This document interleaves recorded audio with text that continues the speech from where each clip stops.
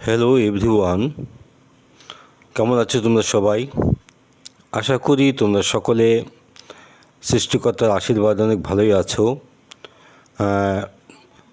HSC পরীক্ষা চলছে, সবাই পরীক্ষা খুব ভালো দিয়েছো আশা করি। তো পরীক্ষার খাতা দেখছিলাম, খাতা দেখতে দেখতে 4 নম্বরে যে ভুলগুলো পেলাম তা অধিকাংশ ছাত্রছাত্রী এইটা দেখলাম বোঝেই না। কেউ কেউ হয়তো লিখেছে সেটা অনেকটা আন্দাজে উত্তর হয়েছে। তো ভাবলাম এই নিয়ে একটা ভিডিও করি, তাই আজকে আমি তোমার 4 নম্বর নিয়ে একটা ভিডিও করছি। তো এই আমি বাকি ভিডিওগুলো পরে করব। আজকে আমি 4 নম্বরটা দেখালাম। 4 নম্বরের উপরে যে শব্দগুলো দেওয়া আছে এই শব্দগুলোর মানেগুলো আগে একটু বলি, তারপর আমি উত্তরগুলো পরপর ধাপে ধাপে বলছি। তো আমি তোমাদের সামনে আছি প্রফেসর প্রণব সেন। তো আমার আজকের বিষয় হচ্ছে উইথ কুলুর গ্যাপ, 4 নম্বর, 2026 সাল, ইংরেজি প্রথম পত্র। তো প্রথমে দেখো কালচার মানে সংস্কৃতি, তারপরে আছে সিম্বল মানে প্রতীক, ফাইনালি মানে পরিশেষে, অ্যাসোসিয়েট মানে সংশ্লিষ্ট থাকা, কোকন মানে গুটি বা গুটি পোকা, ডিউ টু মানে কারণে, পাওয়ারফুল মানে শক্তিশালী, কানেক্ট মানে সংযোগ করা, বিউটি মানে সৌন্দর্য, নাউন, উইংস মানে ডানা বা পাখা, এটা নাউন, বাটারফ্লাই মানে প্রজাপতি, এটা নাউন, রিগার্ড মানে বিবেচনা করা, এটা হচ্ছে ভার।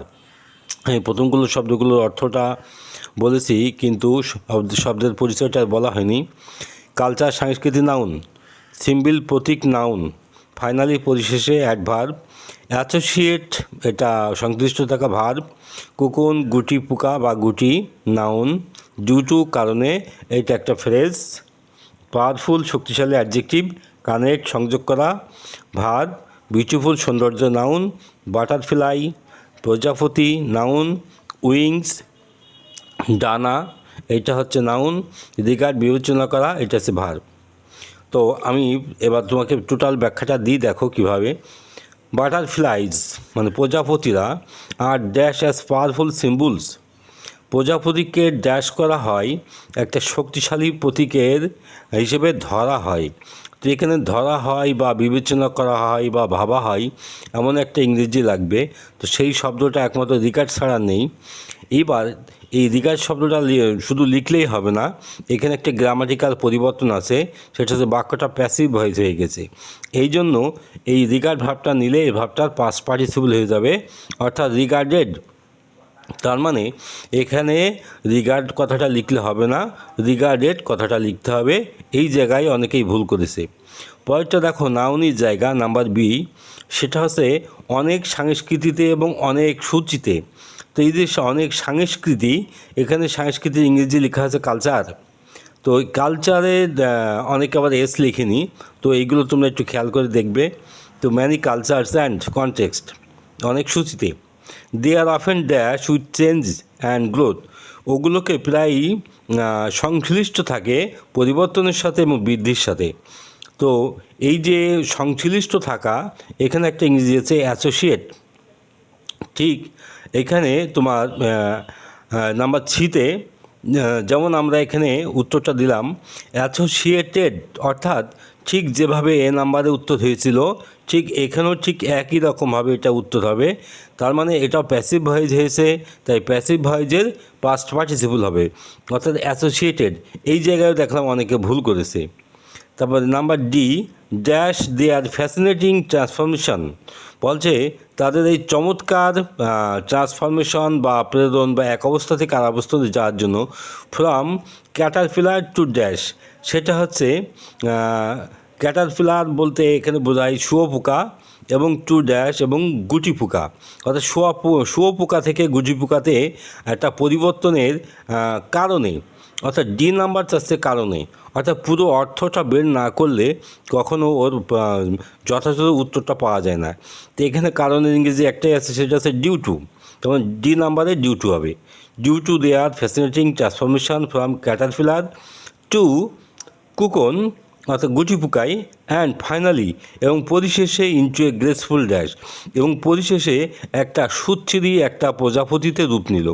এদের সুচ্ছির পরে প্রজাপতি, অর্থাৎ নাম্বার এফ প্রজাপতি অর্থাৎ বাটারফ্লাই। এফ নাম্বার হলো বাটারফ্লাই। ইন গ্রিক মাইথোলজিতে ফিজিক মিনিং সোল, ফিজিককে বলা হয় আত্মা, ইজ অফেন ডেপিক্টেড, এটা প্রায়ই আলোচনা করা হয় বা এটা তুলে ধরা হয় উইথ বাটারফ্লাই ড্যাশ, সেটা হচ্ছে প্রজাপতির ড্যাশের সাথে, অর্থাৎ প্রজাপতির ডানার সাথে।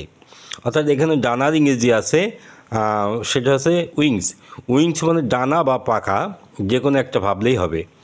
Butterflies are doors dash to the soul, এবার বলছে এই প্রজাপতি এইভাবে ড্যাশ হয় আত্মার সাথে, অর্থাৎ আত্মার সাথে সংযোগ রাখা হয়।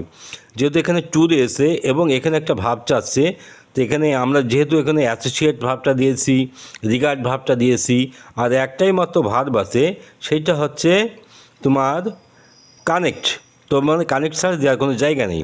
তো এই কানেক্ট ভার্বেরও ঠিক পাস্ট পার্টিসিপল হবে, অর্থাৎ এখানে তিনটে বাক্যই একই রকমভাবে দিয়েছে। এগুলোকে বলা হয় ভয়েস চেঞ্জ বা প্যাসিভ ভয়েসের কথা দিয়েছে।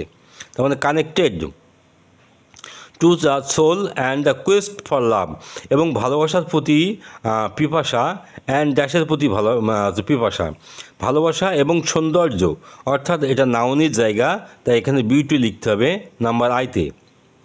তারপর আছে ইন সাম কালচার, কিছু সংস্কৃতিতে, পার্টিকুলারলি ইন এশিয়া, বিশেষ করে এশিয়াতে, বাটারফ্লাইস অ্যাপিয়ার ইন আর্ট, প্রজাপতিগুলো শিল্পে আবির্ভাব হয় অ্যাজ ড্যাশ অফ লাভ, ভালোবাসার প্রতীক হিসাবে, রোমান্সের প্রতীক হিসাবে, বিউটি সৌন্দর্যের প্রতীক এবং স্বাধীনতার প্রতীক।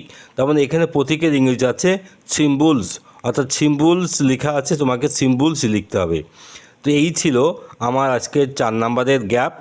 তো তোমরা যদি পরীক্ষাটা কেমন দিয়েছো সেটা তোমরা এই উত্তরের সাথে তোমরা মিলিয়ে নিও, এবং ভিডিওটা কেমন হয়েছে সেটা তোমরা কমেন্টে জানিয়ে দিও।